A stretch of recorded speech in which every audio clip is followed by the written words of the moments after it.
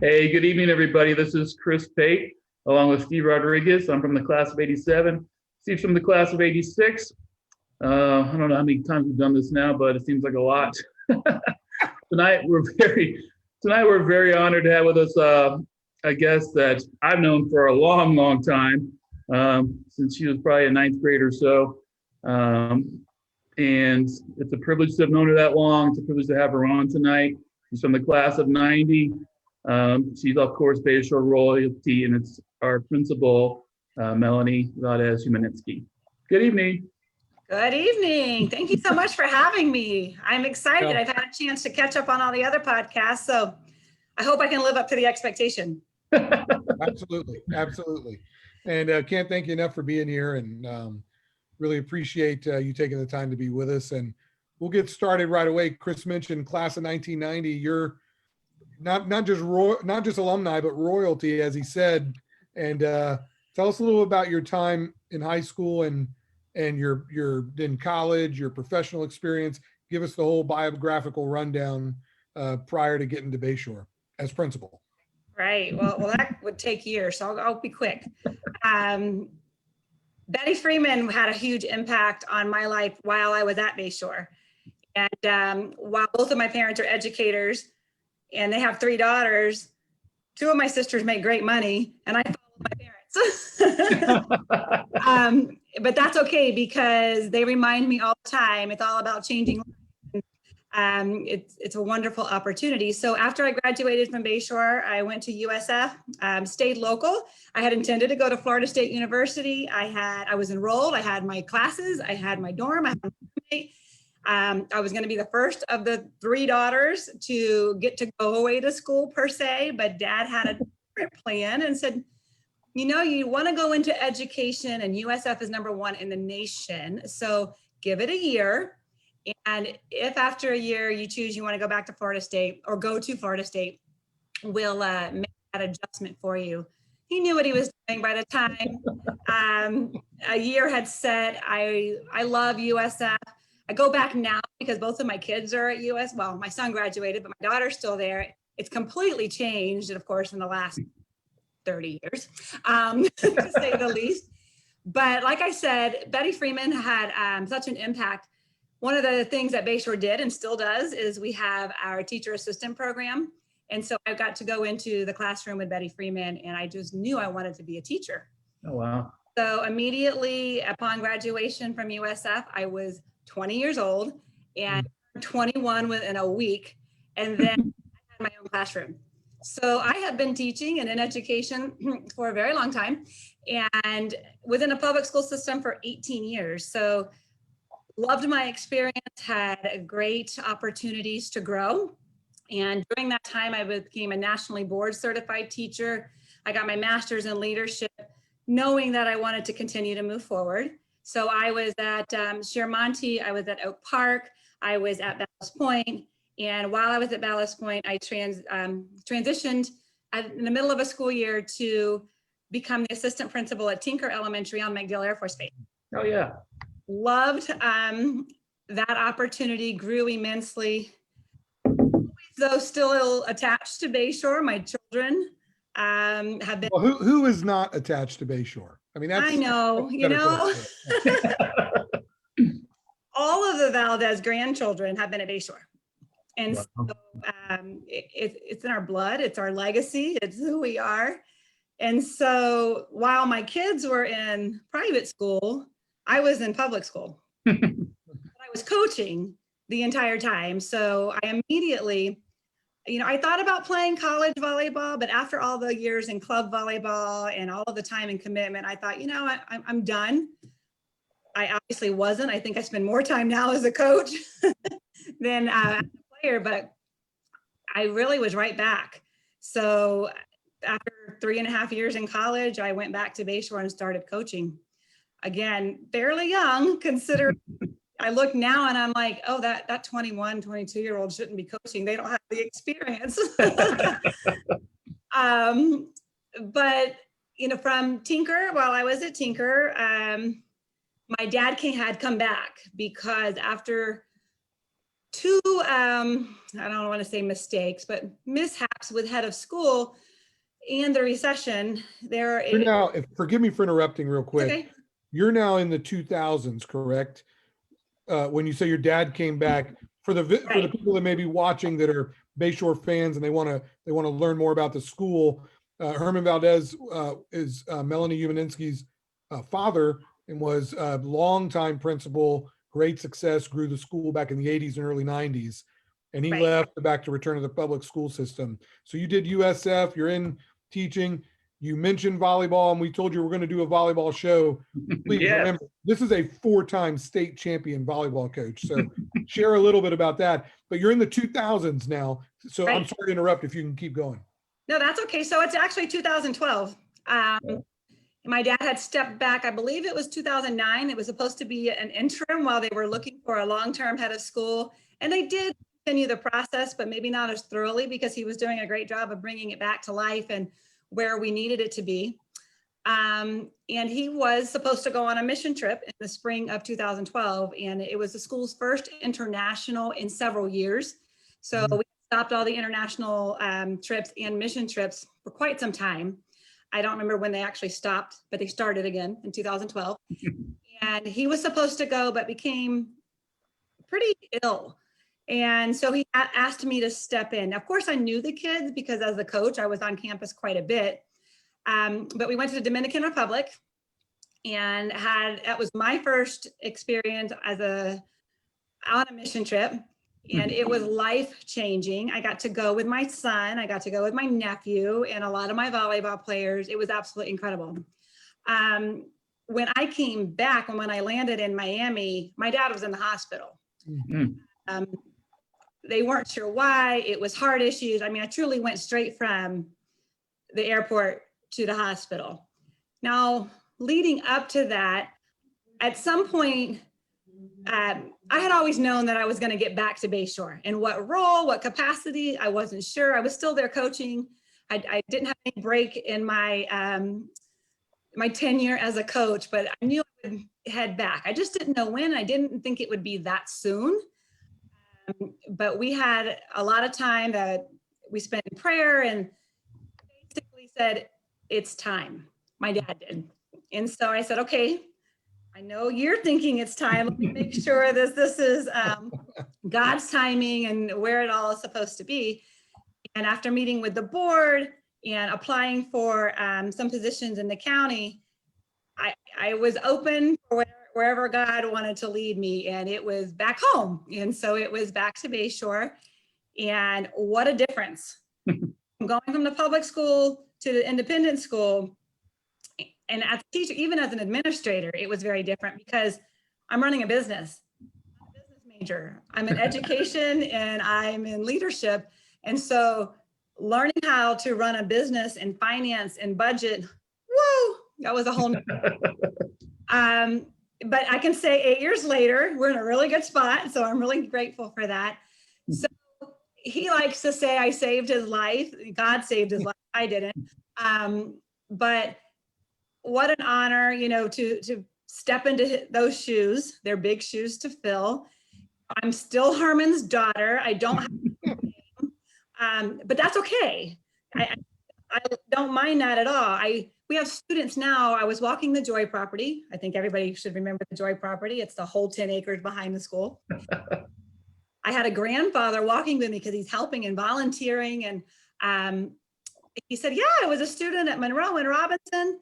And I said, oh, you probably know my father. He's like, who's your father? I told him. He was like, oh my gosh, he was my coach at Monroe. And I thought he was at Robinson. And oh my gosh, he says he still lives on the corner of such and such. I'm like, yeah, I know exactly where he lives. So there's so many connections still. You know, South Tampa is a big, small city. Right. And South Tampa in particular, you know, I like to tease that I don't have to go past Euclid anymore. People, you know, people make fun of us, people who live in South Tampa, but we don't have to. Everything's in South Tampa. Right. Exactly. So That used to be my exit coming out of Brandon off the Yep. Crosstown Expressway was Euclid to Oh, go. yeah. to school, so. Last exit. absolutely. So I am 8 years in. So this is currently my 9th year. I can still tell you that, what the first few days of being at Bayshore were all about. It's gone by so fast. And there's been so many positive adjustments and changes that I just love our school. I love what we represent. I love who we are. And I'm just grateful to share all about our school. I have to give a shout out to the class of 1990 because we have the most legacies at our school. So Lisa Noriega Walker has her students there. Dwayne Pippin has his students there. My kids graduated. So we're now a family of 4 who have all graduated. The diplomas haven't changed. Wait, I want to interrupt again because Yeah. you just said there's an ongoing discussion on this show. You just said Dwayne Pippin.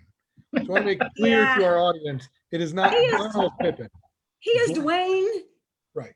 And will always be Dwayne to me. Right. But he changed to Donald, by going by Donald several years ago. And so I try to respect that when I remember, but when I see him, it just comes out. Right. It's just Dwayne. Dwayne can rest assured that's never going to happen out of me. Right. No Donald, always Dwayne. So, There you go. anyway, we've got a shout out online already.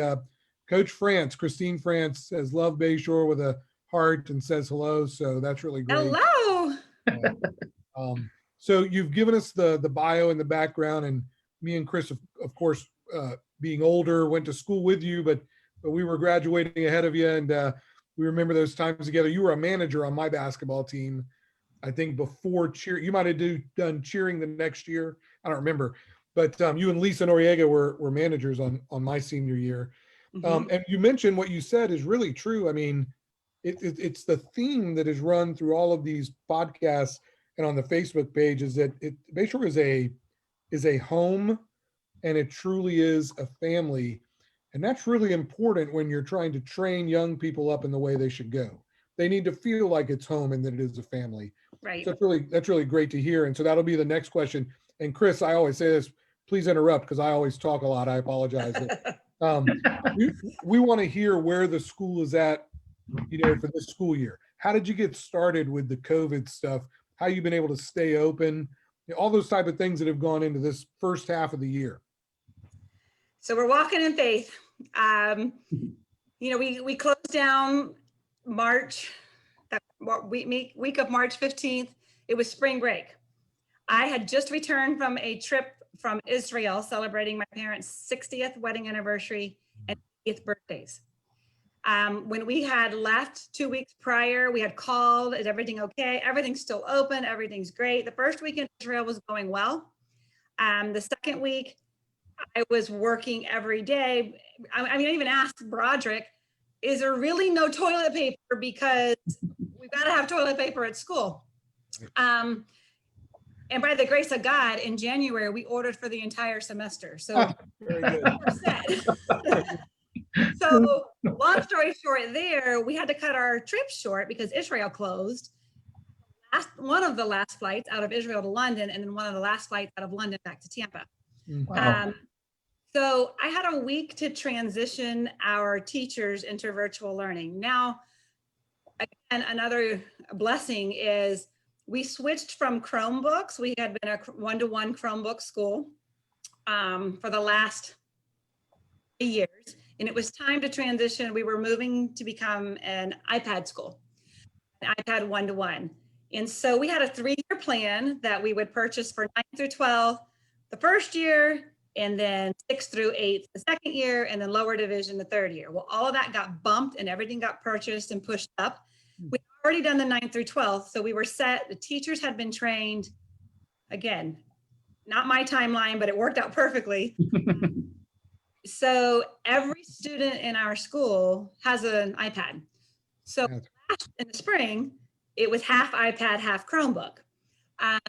But over the summer, we transitioned that. Now every student, kindergarten through 12th grade, has an iPad. And so we were virtual all of spring, and our teachers did a phenomenal job. I mean, YouTube for us was a saving grace. We had a learning management system, but it wasn't what we needed it to be. So we switched to Microsoft Teams. It's been phenomenal. We also use Nearpod, which is a software that's pretty incredible.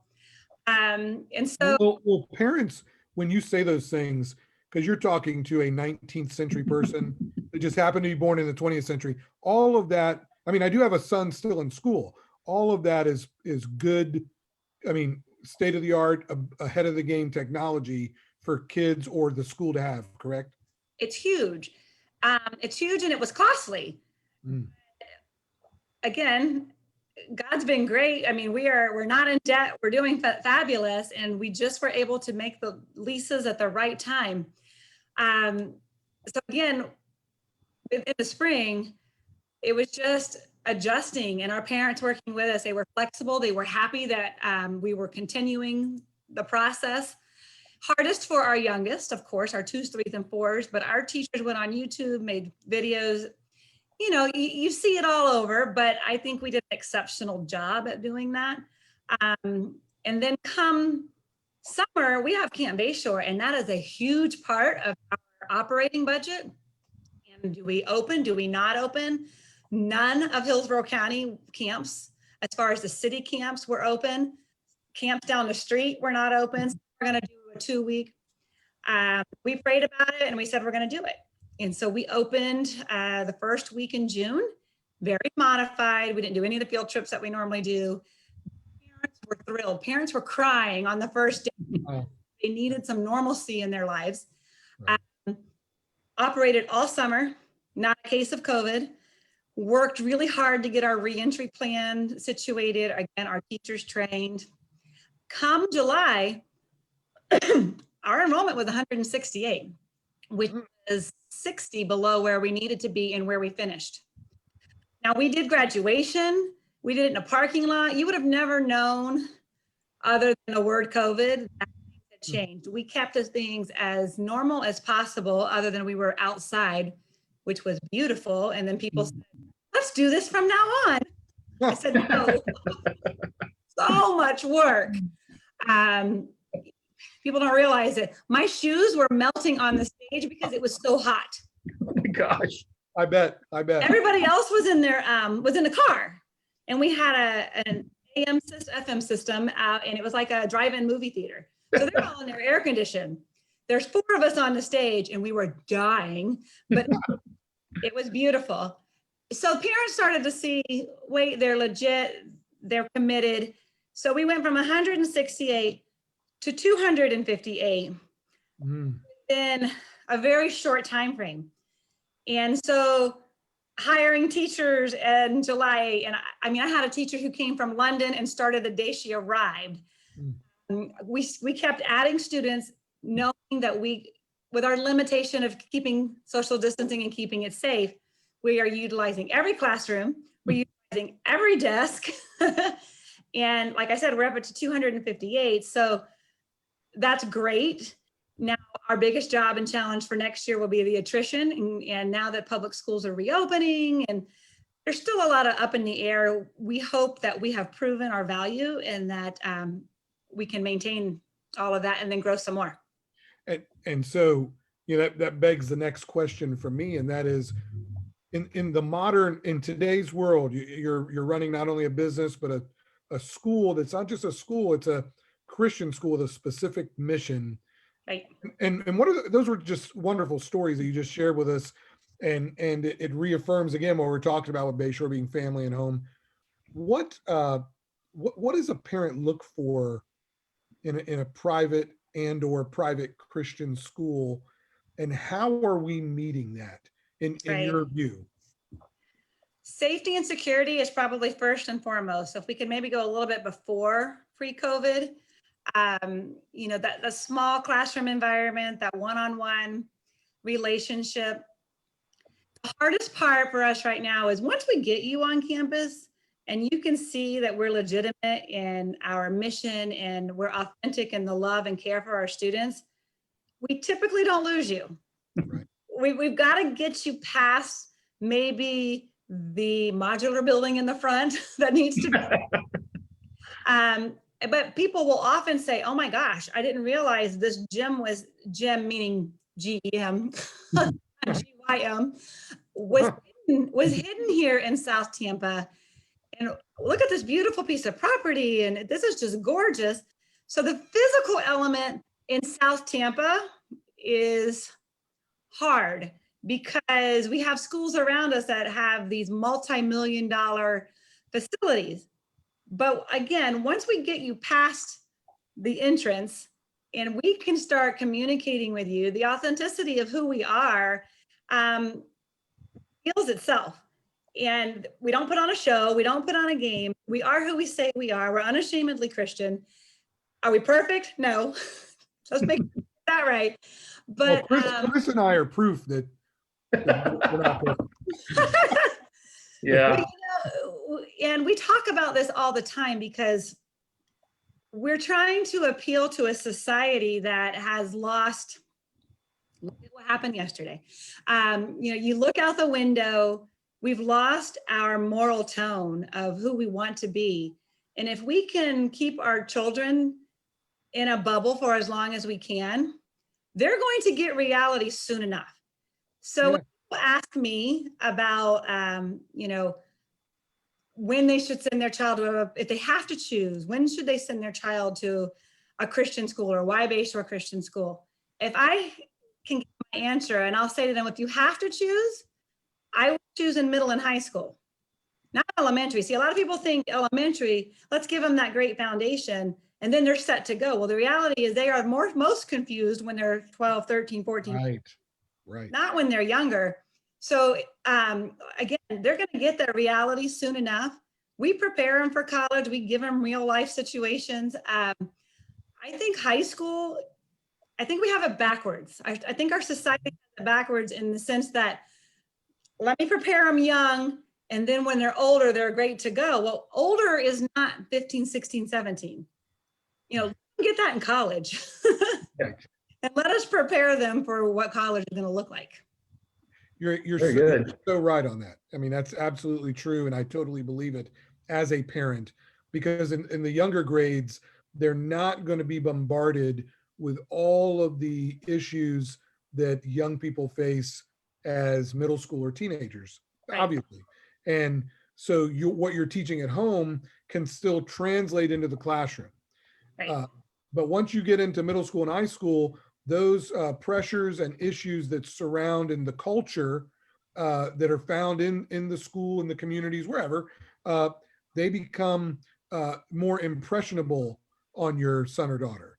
And so middle school and high school is where you want to, you're getting it home from mom and dad, you want it reinforced for them in the school. So I totally agree with that. And everything we do is a biblical worldview, a Christian worldview, and we're non-denominational, or ecumenical, whatever the key word is you want to hone in on.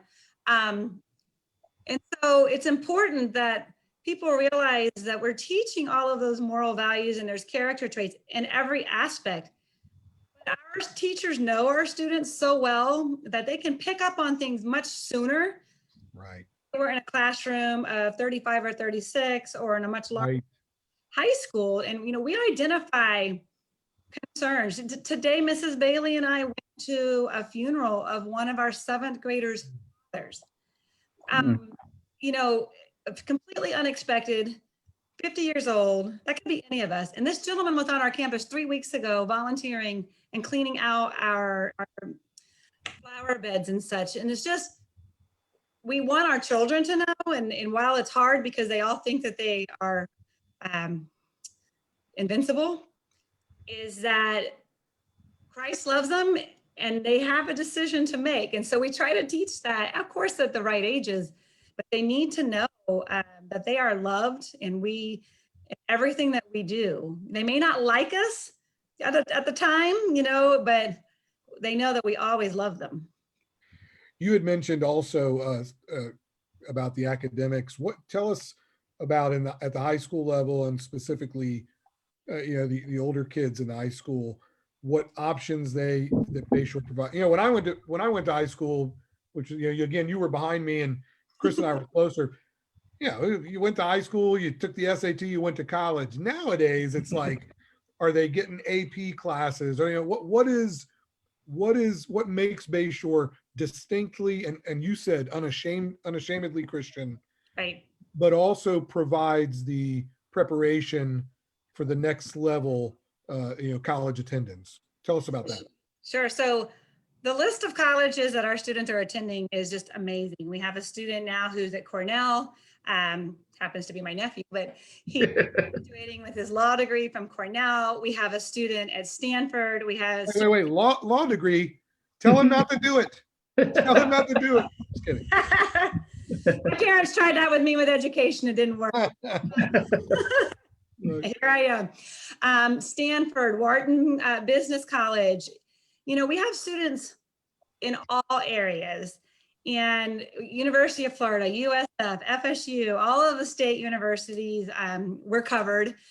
And we took it down because we just repainted the entire office, but we had a bulletin board, and it had the college flag for all colleges represented. And it's amazing. We have a student right now at the College of William and Mary. It's just, the list goes on. And so for a school our size to get the millions of dollars of scholarships with just 15 or 16 graduates is amazing. And so I've just looked today, we have a student who had a 1400 SAT score as a junior. Wow. Our test scores look great. And like you said, Chris and I would have had to take it 4 times to get a 1400. to add it all together. I was saying, maybe it's combined, maybe. But like you said, we only took it once. You might have taken the ACT once, the ACT once, that was it.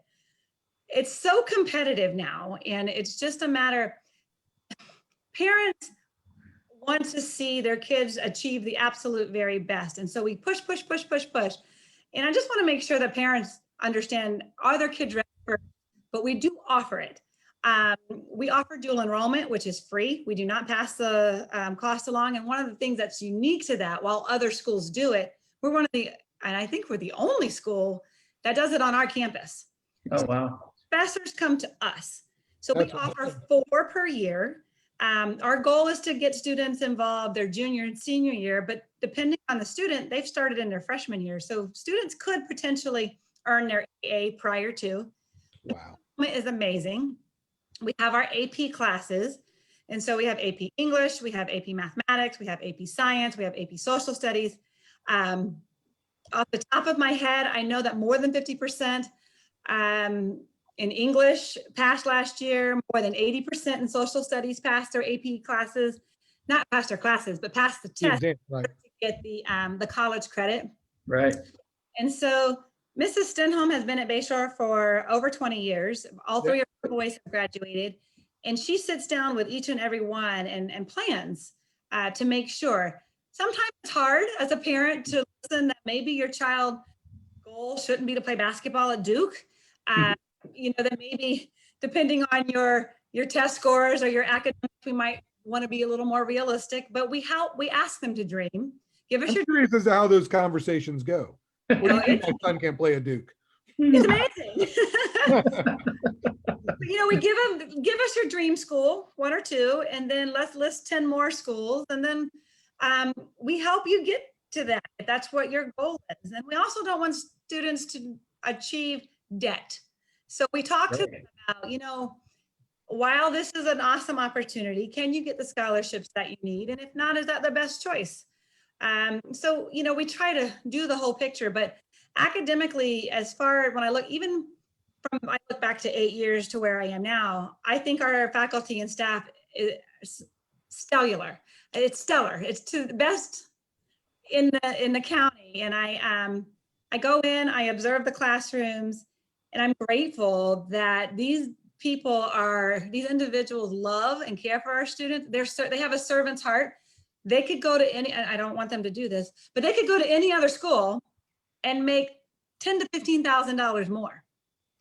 But because they care so much about students' soul, the student's heart, the student's life, they're willing to sacrifice some of those extra things to make a difference. And so, that's the other piece about what makes Bayshore so unique. We're not a preparatory school in the sense of dollars. Are we preparing the students for college just as well? Absolutely. Our students are just as competitive in college as anybody else in the Hillsborough County area. They're ready. I assure you that they're ready. They're proving it. Hold on. So this is really great stuff, and I want you to finish it. Got a couple of comments online I want to share. First off, Tree White says there's no school like Bayshore Christian. So I think that's really awesome. And then Coach France sharing with us all the student athletes she taught while she coached at Bayshore in the 80s. Jody Peterson, that is a royalty name at Bayshore. I think 97. She says, love BCS with a couple exclamation points. Missy Cabot says, Melanie for president. And the last one I have, this is the most important one, I think. John Michael Cabot, her brother, says, what is the process for alumni to get their permanent records expunged? Just asking for a friend. Actually, we're transferring all of our records to, we're scanning them all, so there's no way. Maybe, sometimes there's glitches in that digital stuff. We'll give them some hope. But so I interrupted. Yeah. No, I probably shouldn't share this, but just on a side note, so 5 years ago, we had an office fire. Oh, no. And all administrators except for myself were on vacation. So it was me, and I was on a tour throughout the summer. Walking, I'm showing off our amazing new weight room, which is absolutely beautiful.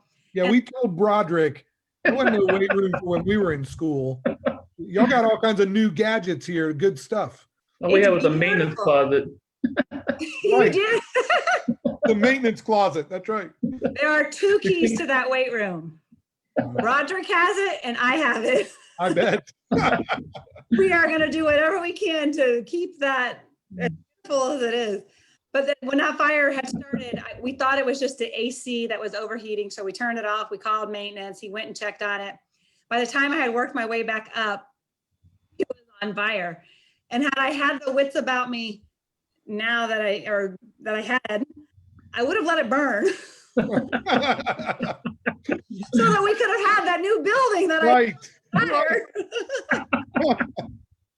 legally, that would have not been the right thing to do, but our server. So that's a whole nother story. We saved our computers, we saved our server. So John Michael, I'm sorry, those records are. Yeah, he's still saying online though, miracles do happen, as in something could still happen. Expect a miracle. It is still on the wall. America. And I expect it every day. Oh God, so funny. Absolutely.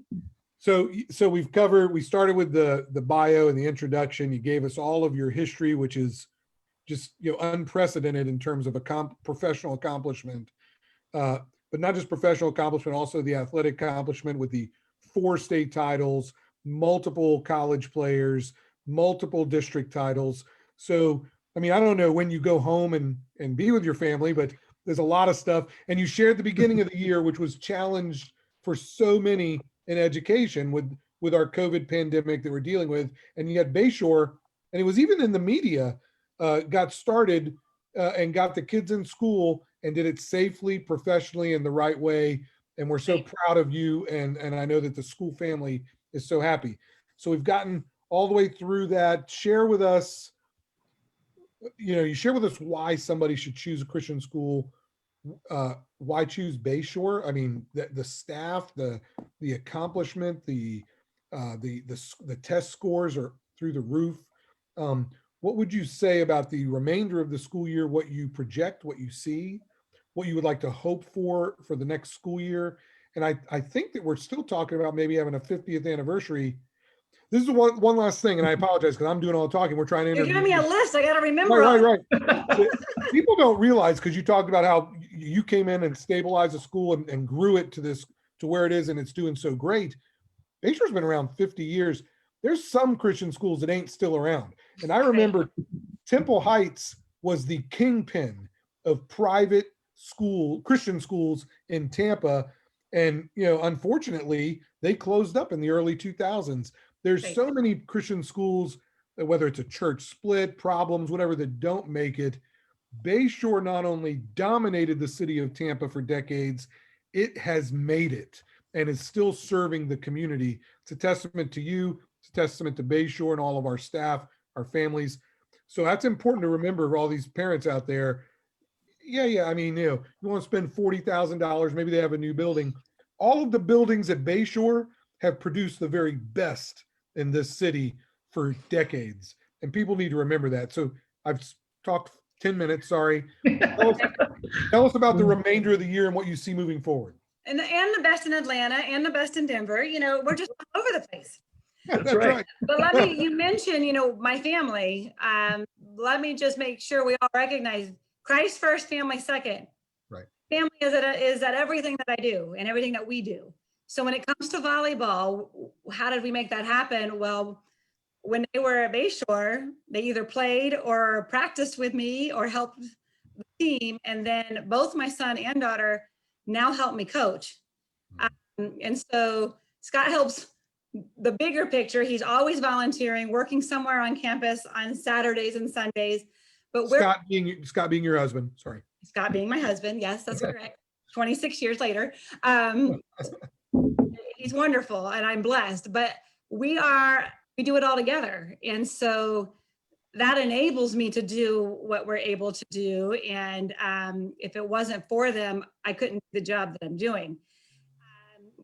And so, you know, the second half of the year, and we're looking at, it's kind of a day by day with COVID. You know, I shared with you both earlier that, you know, the athletic schedules are constantly being changed, and we want to not only keep our students safe, but we want to make sure that we're not infiltrating another school with this horrible virus.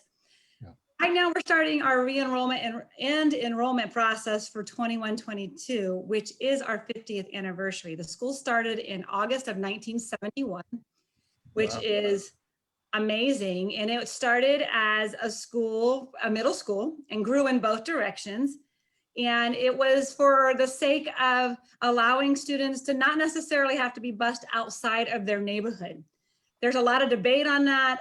There's as far as what it says in different articles from years and years ago. But the whole purpose was to be a lighthouse in South Tampa. And we never want to lose what the mission of the school has been and continues to be. So one thing that's unique to us is that we're not a covenant school. You don't have to confess that you are a Christian in order to bring your student to Bayshore. You have to understand that that's what we're going to teach, and that your child will have to take Bible every day and has to participate in chapel weekly. But we have had students of many different faiths, the Muslim faith, you know, Catholics, Christians, then within the denomination, Methodist, non-denomination, Baptist, whatever.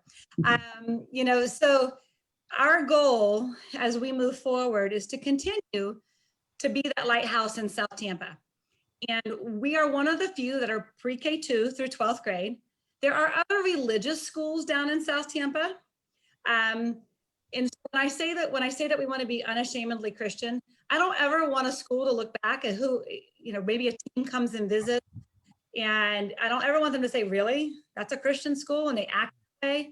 You know, our fans, our students are one thing, but our faculty and staff are stellar, and they will not lose their cool. They're always. Hold on. The fans, I think that was sort of a knock against us. Was that a knock against us? No, I'm one of them. I have to be careful. I have to sit down. I have to be careful where I sit, because I want to start saying things to the officials and I shouldn't do it. Scott and I usually don't sit together because he wants to be able to yell and say whatever he wants to say. And Broderick says he always yells what he wants him to yell. That's good. It just depends. But we all remember who we're representing and what school we're representing. And so I always want to make certain that in all that we say and do, again, not perfect, we're human, but that nobody would ever question the fact that we are a Christian school. So with re-enrollment and enrollment starting, actually it starts on Monday. Our goal for the 21-22 school year is to maintain all of the new students who have come to us this year because of the COVID situation, and then continue to grow. So we have several classrooms that are, every grade levels that are full. We can't take. So it's really unique to market to, let's say, we have 4 senior class spots open, and we have 3 9th grade classes. And so it's hard to market because we're K2 through 12th grade. But Maddie Valdivia is our director of admissions. She is absolutely amazing, as is our entire admin team. We work together really well. And Yeah, if you get somebody in front of Maddie, the deal is closed. done. Oh, yeah. Maddie is amazing, and she's real. I mean, she is a mom of 2 boys, and she has been in both at preparatory school and doing similar. And she'll tell you, is legit in preparing her children as well as all of the children on campus. So we want to maintain and continue to grow. Now is as good a time as any to let people know that we're fighting to keep our property. And we are fighting in the sense that the United Methodist Conference is wanting to take over the property that we have run and maintained for over 50 years. And so that's a huge goal, is to continue to pursue.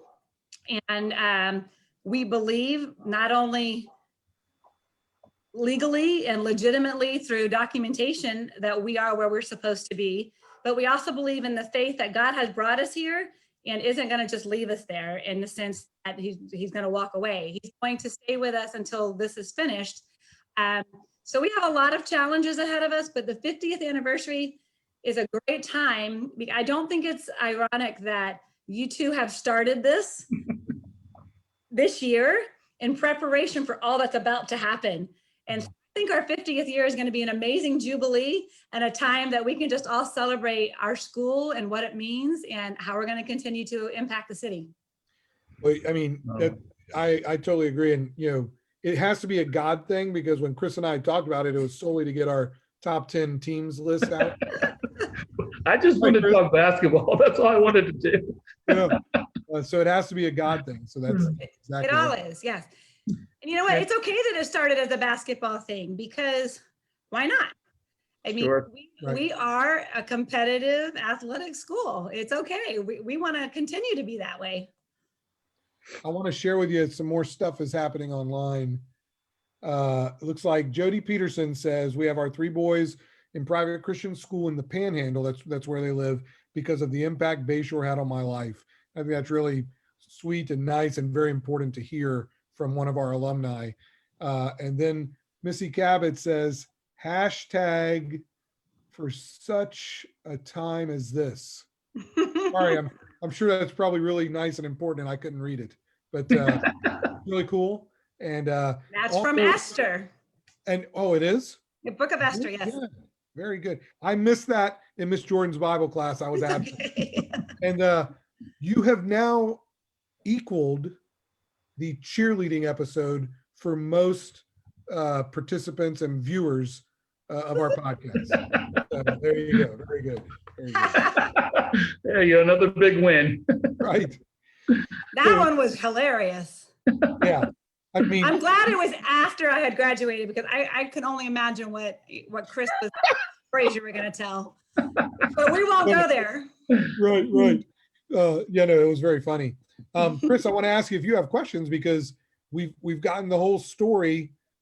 We've got the 50th year. We need the alumni to help the school. I think also it's very important to say, and I think it's important to say when you mention the property battle, because this is public record, the deed supports the school. The quitclaim deed supports the position of the school. And it's unfortunate to have had to go through all of these challenges, because it's taken away the Methodist Conference, unfortunately, in going in these battles, has taken away time and resources, money that could be spent on kids and bringing people to know Christ. So that's been the real disappointment. But the school is going to win, because God's going to have the victory. So that's really, really good to know. Chris, what do you have questions you want to ask Melanie before we wrap up? I don't really have any questions. I did want to make 2 statements real quick. First off, all this talk about how great Bayshore is makes me want to go out and have more kids so I can just send them to Bayshore. Very good. But more serious tone though. You know the old adage, it takes a village to raise a child. And for what I know personally, for what I've seen personally, and what I've heard tonight, I mean, obviously, if you have a child, no matter what age, no matter what station they are in life, no matter what their background is, To me, there's no better village in South Tampa than Bayshore Christian School. It made a big impact on my life. As you can see, I'm still talking about it now, 33 years later. I'm sitting here with one of my best friends ever from that same time period. Again, looking at one of those beautiful women I've ever known throughout my life.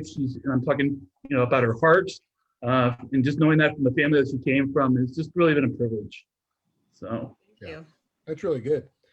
Yeah, I mean, there's no other place better than Bayshore. I mean, when Chris said, let's do this podcast, okay, I have my own family. We've got to go to the kids' games. What do I do with my spare time that would be better than talking about the greatest private Christian school in the history of the state of Florida? And that's Bayshore Christian. So we can't thank you enough for being with us tonight, Melanie. Do you have any last thing you want to say, or what do you want to share with us in closing? Well, I do. Being that this is our alumni page, one of the things that we're going to be starting is a 50 years of legacy blog.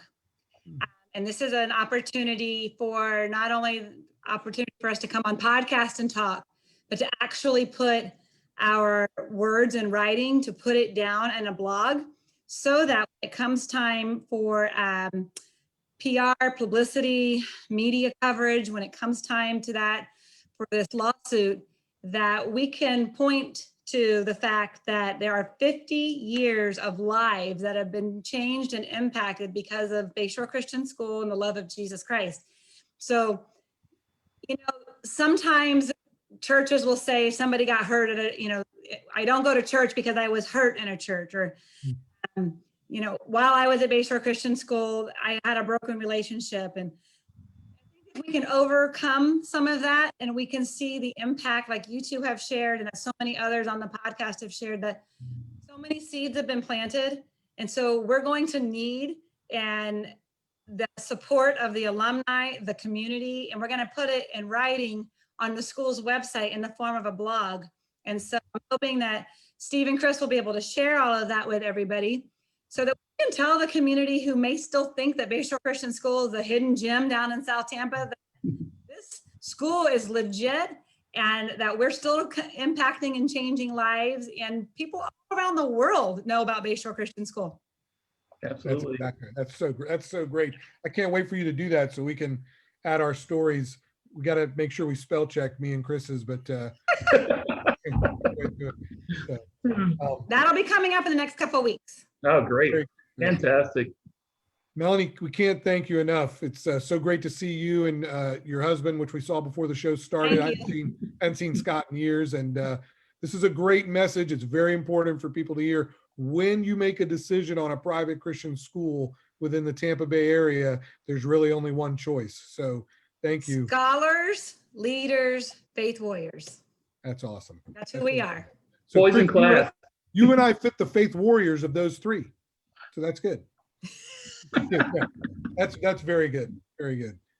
Can't Thank you both. Yeah. All right, guys, we're going to wrap up. Thank you again, Melanie, and we're good for tonight, and we hope to see you soon, and keep leading the charge down there in our alma mater.